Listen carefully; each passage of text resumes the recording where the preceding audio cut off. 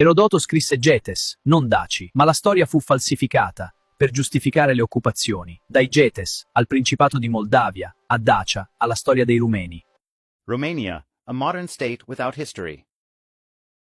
In communist Romania, especially during the Ceausescu period of the 1970s, 1980s, the history of the Dacians became a fundamental instrument of nationalist propaganda, and the country's ancient past was systematically exaggerated and mystified in order to legitimize the regime. The obsession with the Dacians was not a communist invention. Its roots went back to the early 20th century, when authors such as Nicolae Densușianu claimed that the Dacians spoke Latin before the Romans, and that the Dacian Empire extended as far as Asia, while Mircea Eliade popularized the story of the destiny-giving Dacian wolf. But Ceausescu turned these exaggerations into official state policy, producing what historians today call Dacomania or Dacopathology. The climax of this propaganda was the 1980 celebration of 50 years since the formation of the first centralized and independent state in Dacia, an event marked by sporting games, symposia, publications, and comic books dedicated to the unified Dacian state. The idea was that the Dacian state represented the oldest proof of a state entity on these lands, older than that of most of Romania's neighbors. A national communist obsession meant to legitimize the present by glorifying the past. Propaganda portrayed the Dacians as the bravest of the Thracians, a brilliant and powerful people who were born with the earth itself and represented the engines of human history.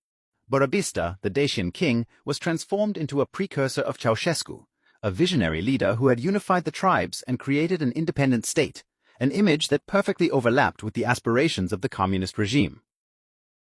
School textbooks, historical films, and official speeches obsessively repeated these myths convenient to the regime, distorting historical reality in order to create a false continuity between the Dacian era and socialist Romania.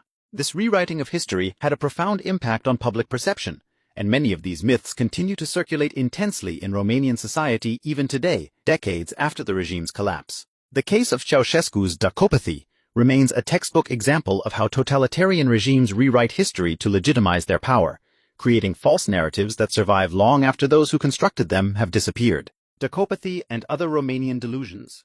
The Principality of Moldavia was, without doubt, a distinct medieval state with its own borders, institutions, and rulers. From the 14th century onward, it functioned as a recognized political entity in its relations with the Kingdom of Poland, the Kingdom of Hungary, and the Ottoman Empire.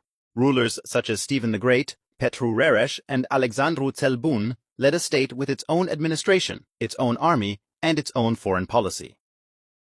In the Middle Ages, there was no state called Romania on the maps in its present form. This is chronologically accurate. The modern state appeared only in the 19th century, through the union of Moldavia with Black Wallachia, later nicknamed Modern Wallachia, Țara Românească, in 1878 to 1881, a process connected to the political transformations of the era, nationalism, the collapse of empires, territorial reorganization. At the same time, it must be clearly stated, the fact that a modern state did not exist in the Middle Ages does not negate the historical realities of that period. After 1775 and 1812, significant parts of Moldavia's territory were annexed by neighboring empires, especially the Habsburg Empire, Bukovina, and the Russian Empire, Bessarabia. In the following centuries, historical reinterpretations were influenced by political interests, imperial, national, or ideological, including during the Soviet period. It is true that history has sometimes been used to legitimize borders or political control.